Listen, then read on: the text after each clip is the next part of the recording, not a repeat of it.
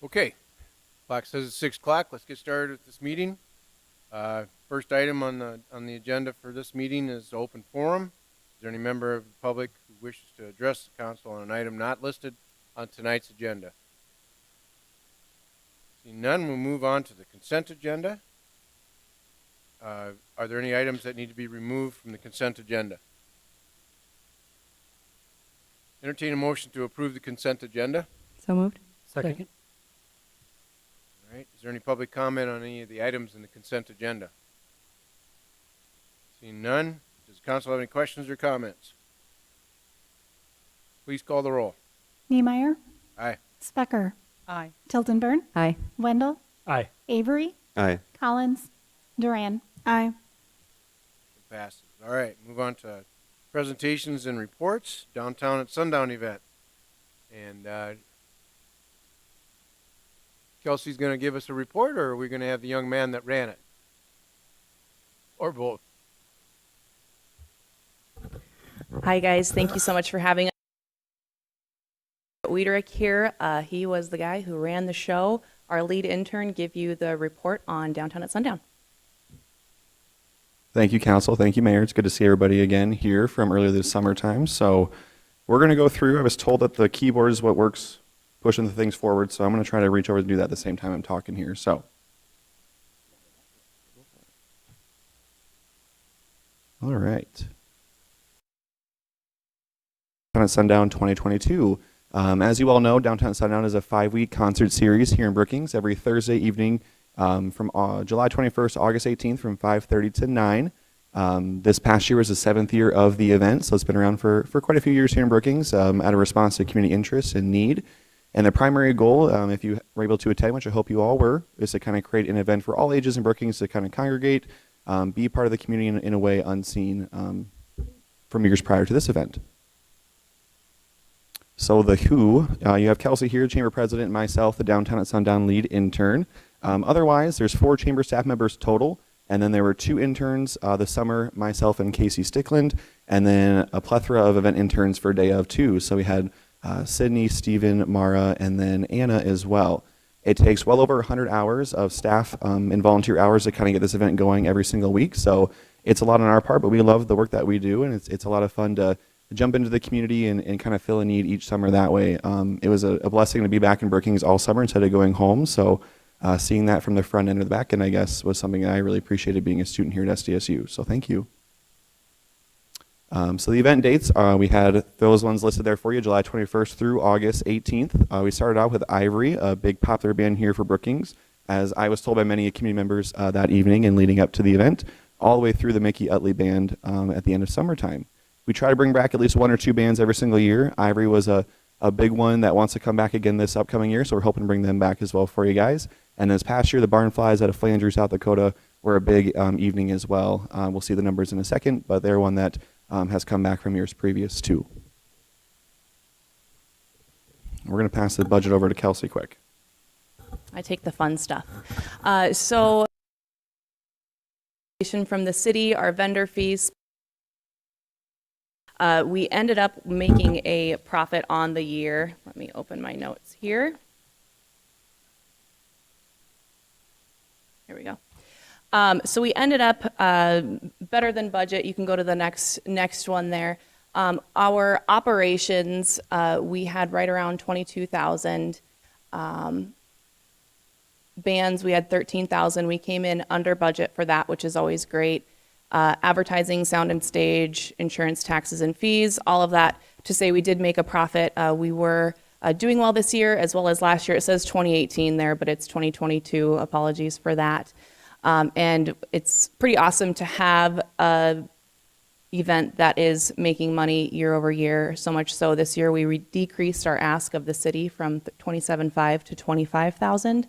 Because it is a sellable event. We have a lot of businesses and private industry wanting to sponsor things like that. So it's a growing event, and your dollars are going to some really good work to gather a lot of individuals, which Reagan will talk to you about. Any questions on budget?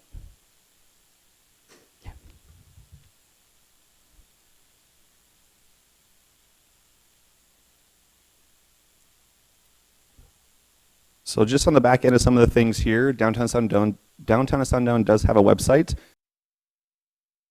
So that site over the summer, this weeks or so. Social media is a big one for us. We had a page reach of roughly 24,291. Chamber chat's a big one that you all might get in your email boxes. That one saw over 25,000 accounts reached this summer as well during those 5 weeks. And then Instagram is a smaller one, but a growing one with the Downtown at Sundown program, utilizing that one a little bit more these days for stories and whatnot. Saw a page reach of roughly 906. And then 2022 attendance is something that I'm super proud of, and I hope you guys are as well. We projected roughly 15,000 was maybe an estimate this summer for attendance. If you add all those numbers up, we had well over 18,000. So yeah, we had 18,004 residents of Brookings or surrounding community areas come to town and be a part of the fun that Downtown at Sundown offers them each evening. Our highest attendance was that first concert with Ivory, them being more local to Brookings and well known from previous years. They were a big one that night, kicking off the first week's usually pretty busy as well. Over 4,000 people that evening. It was a lot of fun in downtown Brookings. Our lowest one was 3,100 or so. That was the Boys of Summer. It was a colder night that evening in Brookings. There was a chance of rain that night. It did pass roughly right before the event did start. So we lucked out. We didn't get wet at all this summer, to my knowledge. So maybe some sweat, but all the hard work that goes into planning events like these is a lot of fun. So average weekly attendance was over 3,600. So we're pretty proud of that. And we hope that those numbers can continue to increase for you guys as a city council and a community members for years to come. So we're pretty proud of those numbers. So once again, just a big thank you for all that you guys do for the community. Being a student here in Brookings, it's nice. I had the opportunity with those residents here in Brookings as well as students, and this allowed me to kind of broaden those horizons, work with small business owners, work with the city council, things that I never thought I'd had the opportunity to do as a college student. So I'm very appreciative to come to Brookings every single year, having stayed this past summer through all the ups and downs from the derecho to now. To be a part of those things as a community has been super impactful, and this event was a big culmination of what that means to be a resident here in Brookings. So a big thank you, obviously to the city of Brookings, but a lot of headliner sponsors this summer. Talking, Audio Connections, the list goes on and on. So we're really proud of working with those people here in town and surrounding areas to kind of make sure that these events continue to happen. Like Kelsey said, they're very much easy to sell. People love to come to them. They want to be a part of them. It's a big culmination of bringing together the workforce, the students, the families, everybody in between. It's a good way to kind of connect with Brookings each night.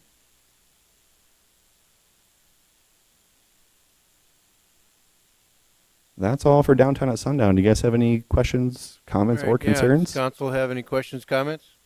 Councilmember Wendell? Thank you, Mayor. Now that the event heard feedback from downtown businesses, or have they been able to collaborate in different ways now that it's right in front of their storefronts? Yeah, go for it. Most of our downtown businesses, we have to close down the street beforehand, and so typically they will close for Downtown at Sundown. They can go out and enjoy it with their families. We do have a few businesses that have been really great partners. Brookings Furniture, they are our cool down sponsor, so they willingly love people to come in, and if it's hot out, cool down, get the kiddos in there. We have a few. Main Street Pub is right there. We use their power for different things. So there are some businesses that stay open and thrive with it. Obviously, the restaurants up and down downtown that evening are really busy, as well as our vendors on Main Street.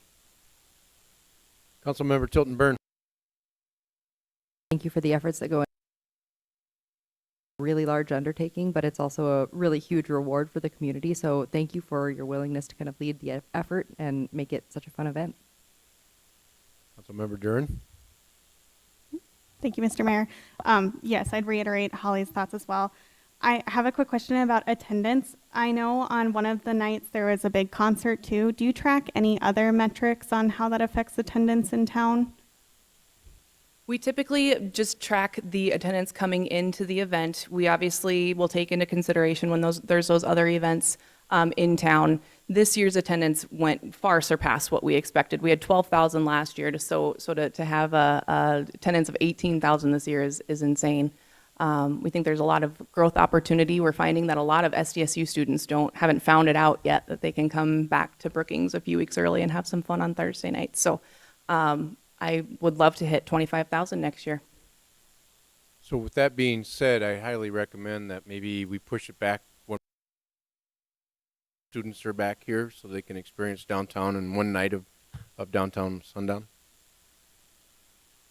Just a suggestion if that works, and thank you very much for getting Ivory here. Councilmember Jilton-Byrne. Just to kind of piggyback on some of that, I think Unite, correct? Did you see an increase of students participating in the SDSU night? Did you see, did you do an effort to outreach to those students? What did that look like? So SCSU Night was a unique opportunity this year, looking to maybe revamp that and look forward to the next years with the chamber and whatnot. Definitely saw a big attendance push from like the athletic teams here in town, and they were really helpful to get their friends and other people excited as well. They have a really large reach in social media and whatnot that way. So definitely saw a larger push for students this past year, and I think starting out from ground zero, there's so much room for opportunities in the future. So I think working with SDSU, UMC, athletics, all those key components on campus is something that we're looking forward to, or the chamber's looking forward to working with in the future as well to kind of grow those experiences, opportunities, maybe extending another week, a lot of opportunities kind of forthcoming. All right, thank you very much. Report, Erica Van Nieuwenhuis is here. Give us an update on what's going on campus.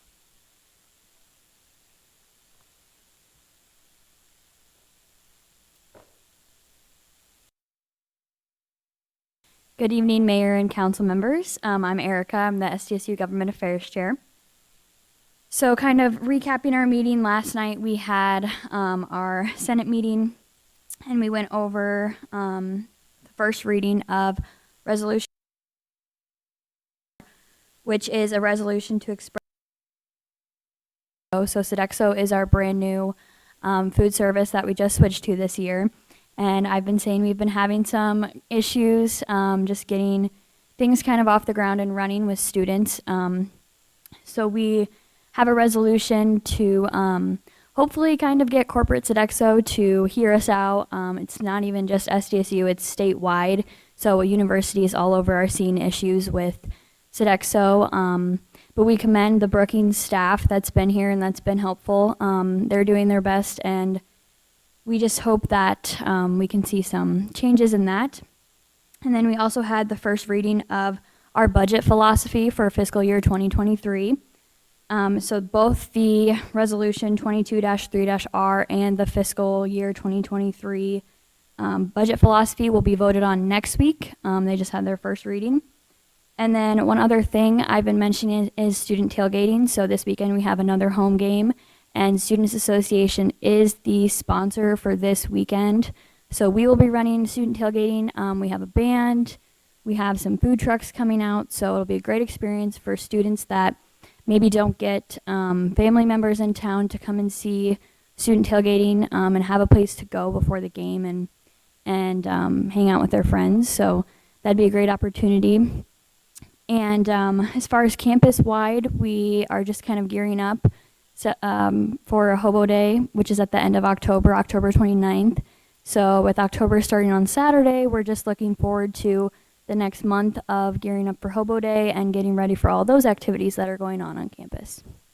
And with that, I will stand by for questions. Thanks, Erica. Any questions for Erica? All right, item 8, contracts and change orders. Item 8A, action on resolution 22-079.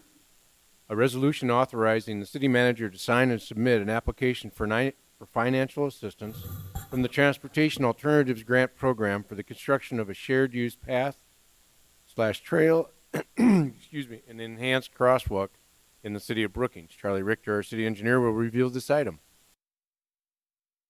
Here to present resolution 22-79, requesting authorization for the city manager to sign the Transportation Alternatives Grant Program application to construct a shared use path on 12th Street South. The section of 12th Street South between 17th Avenue and 22nd Avenue can be challenging for pedestrians to cross at certain times of the day. With the middle school, Boys and Girls Club, and the Teen Center located in this area, the lack of a mid-block crosswalk makes it busy with pedestrians, especially during school drop-off and pickup. This project is estimated at $460,000, of which the state would pick up 80% of the the total construction cost. The rest would be paid for with existing CIP funds. This project has been discussed with the school and the Girls and Boys Club, and who are both for this project. Staff recommends approval for this resolution. Thanks, Charlie. Entertain a motion to approve. Is So moved. Second. there any public comment on this item? Seeing none, close public hearing on that. Any council questions or comments on this item? Please call the roll. Specker, Aye. Tiltonburn, Aye. Wendell, Aye. Avery, Aye. Collins, Aye. Duran, Aye. Niemeyer. Aye. Item 8B, action on resolution 22-080, a resolution authorizing change order number 1 for 2022-08 STI Street Maintenance and Overlay Project, Bose Construction Incorporated. Charlie Richter, our engineer, will review this item also. To request approval of resolution for the 2022 overlay project. The original contract with Bose Construction is for $1,947,515.05. The change order tonight is for $79,410.55, which includes the following work: $24,295.50 for sidewalk damage by boulevard trees that were blown over during the derecho. $53,689.05 for the alley between 8th Avenue and 9th Avenue. This is a project that will be paid through with a special assessment to the residents who abut the alley. And the last part of this change order is $1,426 to add curb at the rear of a handicap ramps located at the corner of 3rd Street and State Avenue, where we're installing ramps at this time. Staff recommends approval. Entertain a motion to approve. So moved. Second. Is there any public comment on this item? Are there any questions from council? Council member Wendell. Thank you. I just want you to remind me, I know the item number 3 that we approved a couple of weeks ago, the paving of that alley. Yes. I know they had to get, did they have to get a certain percentage of folks that abut the alley to agree to the paving? Yes, 55% of the frontage that abuts the alley had to approve of, or had to request Okay. the project, and then city council approved the resolution of necessity for the project. And then do 100% of the folks, whether they agreed to the request or not, participate in the ongoing cost of the paving? They do. Okay. Everyone who abuts the alley gets assessed. Okay. Thanks. Any other? Please call the roll. Tiltonburn, Aye. Wendell, Aye. Avery, Aye. Collins, Aye. Duran, Aye. Niemeyer, Aye. Specker. Aye. Motion passes. Item 8C, action on resolution 22-081, a resolution awarding bids on 2022-2023 contractor snow removal equipment contracts. Jeremy Lindstedt, our street department manager, will review this item. The city uses contractors to assist in the snow removal efforts on an annual basis. The original bid was August 9th, but we did not. So on September 6th, we rebid the missing equipment, and the city received the necessary responses to meet those requirements. Bids increased on an average of 9 to 10% as compared to last season's pricing. Staff requests council approval of all bids received, and contractors' assistance will be deployed in order of best value to the city. Staff recommends approval of the resolution as presented, and will entertain any questions at this time. Thanks, Jeremy. Entertain a motion to approve. So moved. Second. Been moved and second. Is there any public comment on this item? Seeing none, does the council have any questions or comments? Please call the roll. Wendell, Aye. Avery, Aye. Collins, Aye. Duran, Aye. Niemeyer, Aye. Specker, Aye. Tiltonburn. Aye. All right, we're going to skip right past the first reading since we have none this evening, and we'll go right to the public hearings and second readings. Second reading and action on Ordinance 22-031, an ordinance certifying the 2023 City of Brookings property tax levy to the Brookings County Finance Officer. Ashley Wrench, Our Senior Finance Manager will review this item. Good evening, Mayor and members of the council. It's 22-031, certifying the 2023 City of Brookings property tax levy to the Brookings County Finance Officer. State law requires municipalities to certify tax levies included in the annual appropriation officer by October 1st of each year. The city's levy is computed by taking the amount that was certified last year plus factors for growth and the consumer price index, which are provided to us by Brookings County. To calculate the levy for 2023, the growth factor is 1.2449% and the consumer price index factor is 3%. Although the actual consumer price index is higher than 3%, this is the amount it's capped at under state law. The total property tax increase for 2023 is approximately $155,000 for a total of just over $3.8 million. There have been no changes to this ordinance since the first reading, and staff recommends approval of. I'll stand by for any questions. Entertain a motion to approve. So moved. Second. Been moved and seconded. Is there any public comment on this item? Seeing none, does council have any questions or comments? I guess I've got one. Let's just clarify a little bit. I just want people to realize that we're not increasing the property tax. We're just getting the increase in the value that has come about within the last year of the property that we have. And then the other part is the 3% cost of living basically raise, right? Correct? Correct me if I'm wrong? That's generally correct. I mean, the is going up in total by $155,000. So there is an increase there, but as Ashley had mentioned, that increase is determined by two factors. The growth would be the new houses, net new construction that are coming on board. The other factor of that is the consumer price index that we've seen. And as Ashley mentioned during her presentation, actual CPI is much higher than 3%, but this is what's capped via state law. So really the growth in property tax or the increase is formula driven, and that's what is allowable under the state law. The other thing is too, is I just want the public to, amongst the cities in the state of South Dakota, Watertown's only lower than us as far as tax levies go. We are one of the lowest tax levy cities in the state. The other ones next to us are at least double, if not 4 or 5 times more than us. I just want people to realize that we're not trying to tax them to death. We've had a few comments on emails, and I just want people to understand that we're trying to be as fair as possible here and make sure that we'll be able to provide services that people expect in this town, but that comes at a cost. And I just want everybody to understand this is one of our revenues that we have. It's not a lot. I mean, over a $60 million budget, and we've got less than $4 million coming in property taxes. So, with that being said, please call the roll. Avery, Aye. Collins, Aye. Duran, Aye. Niemeyer, Aye. Specker, Aye. Tiltonburn, Aye. Wendell. Aye. Motion passes. Item 10B, second reading and action on Ordinance 22-032, an ordinance authorizing budget amendment number 8 to the 2022 budget. Ashley Wrench, our Senior Finance Manager, will review this item also. We have Ordinance 22-032, authorizing amendment. The City of Brookings was recently granted approval by the State Environmental Funding Program to pay for our state revolving fund loan associated with our TIF 1 improvements in full. The city has received enough TIF revenues to pay the loan in full, and this loan was originally scheduled for payoff in 2031.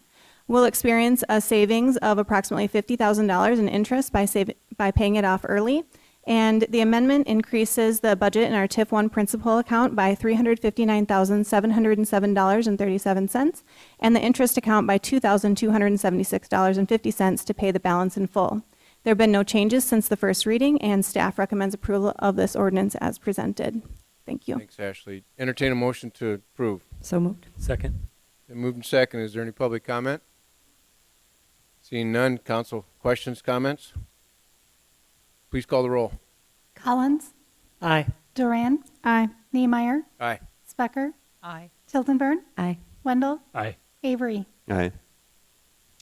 Okay, motion passes. Other business, item 11A, action on resolution 22-077, a resolution authorizing the licensing of Silver Creek Trading Company LLC, DBA Cannabis Connection, as a medical cannabis dispensary in the city of Brookings. Bonnie, our city clerk, will review this item for us. Mayor, council members, and members of the public, this is an application for medical cannabis dispensary.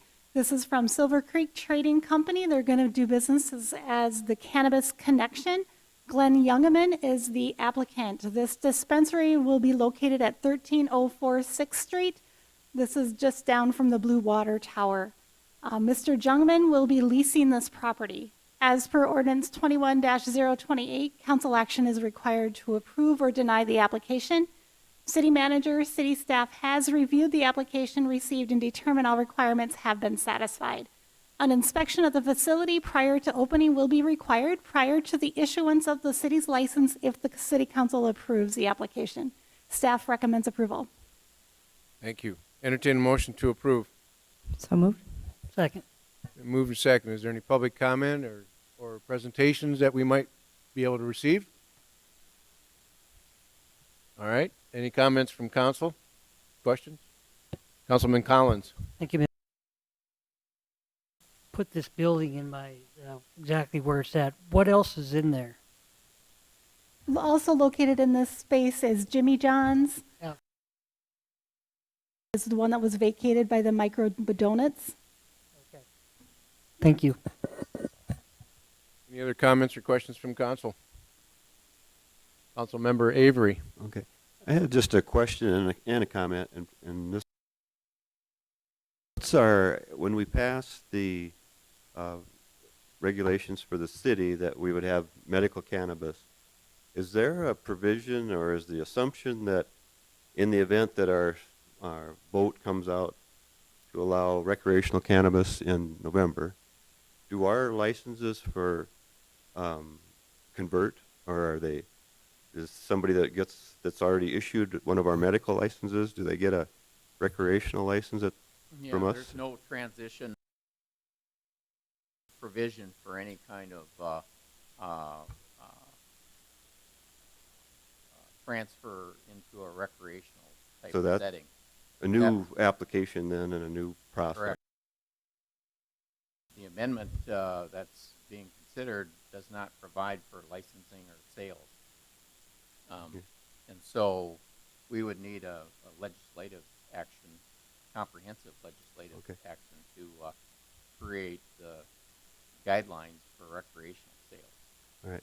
It just, I was looking at this application and, you know, they did a great job of filling out all the forms and doing all that, and it's a model for that. The one thing, maybe I read it too close, but I looked at, in the lease, it states in there that as soon as the state allows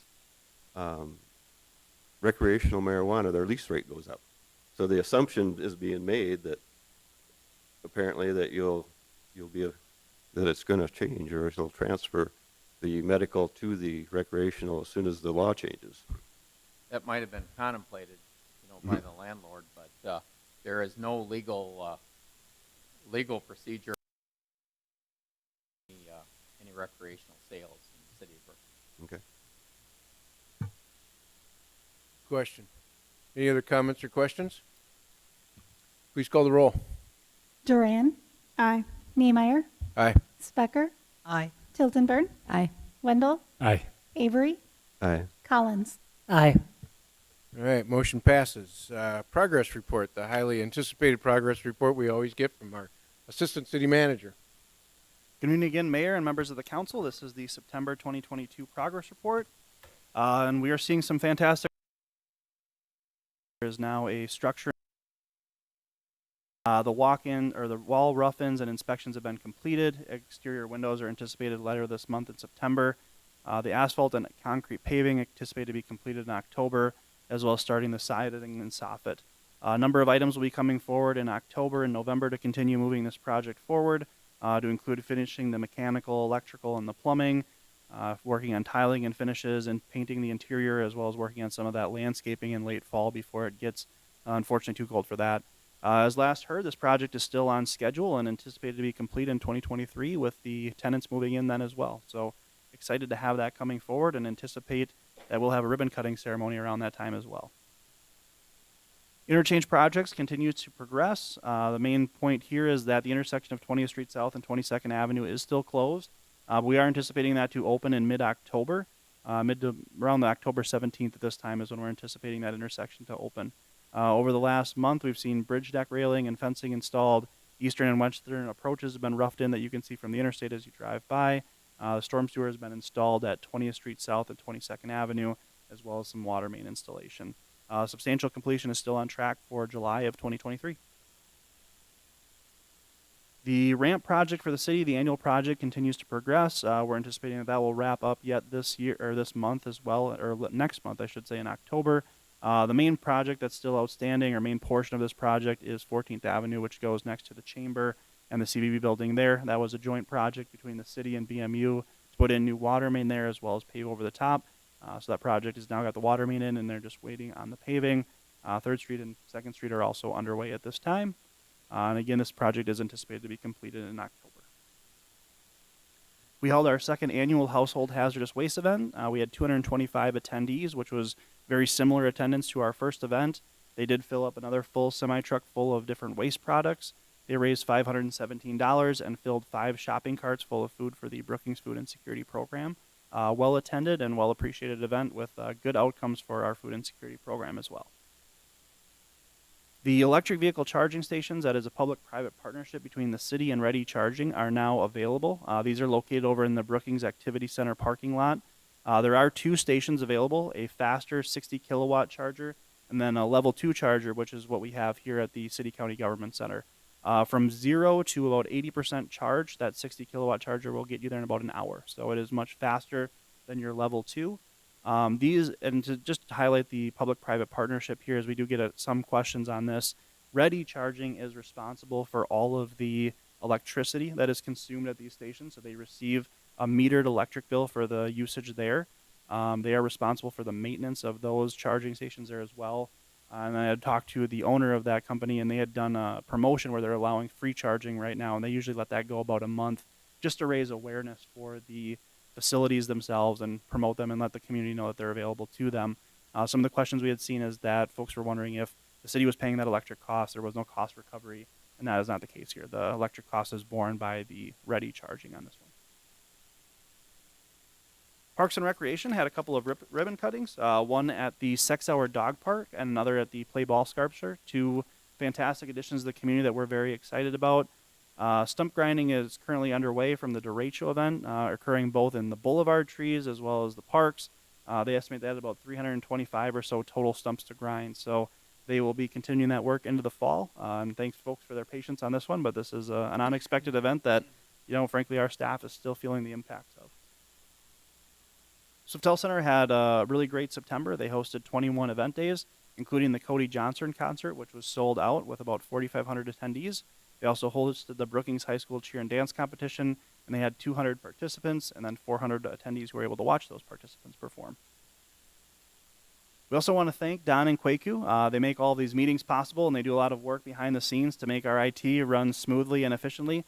We celebrated National IT Professionals Day this last week, or a week ago on September 20th. So we want to thank Don, our IT manager, as well as Kwaku, our IT specialist, for all the great work they do, broadcasting not only these meetings, but helping us run day in and day out.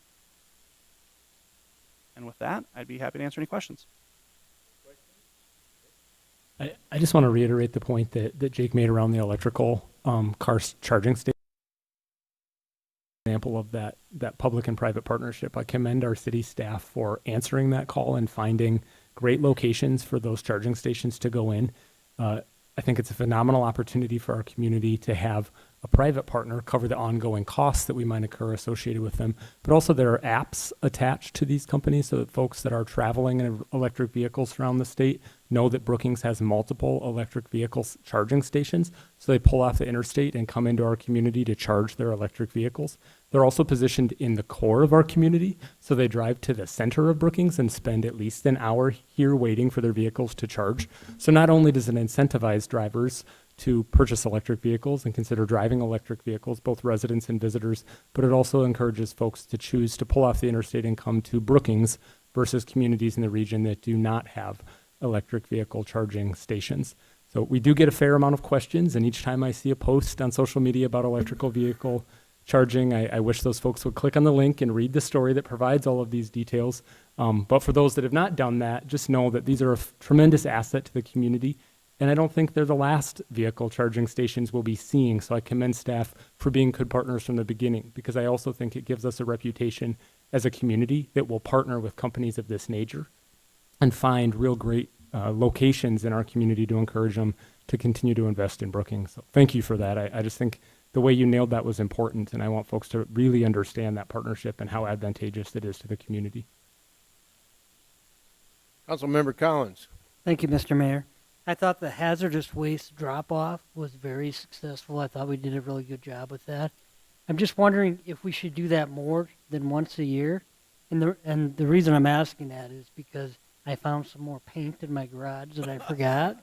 And I'd like to get rid of it. That's a great question. And we certainly appreciate being able to put that event on. That event comes at a tremendous cost to the city, which folks may not realize. We contract with a company called Veolia so that we're ensuring that all of the hazardous waste that's collected at that event is disposed of properly. I don't have the numbers from this year's event, but last year I can say between our contract with Veolia as well as the staff time that went into it, those events cost us about $40,000 a piece. So they are pricey, and that's why we have them once a year, because they're rather expensive events. But it is great. It is a great event to make sure that we're keeping those waste disposed responsibly and keeping them out of streams, rivers, lakes, and other waste streams. I was just trying to be funny, Jake. Well, I ruined that. I'm sorry.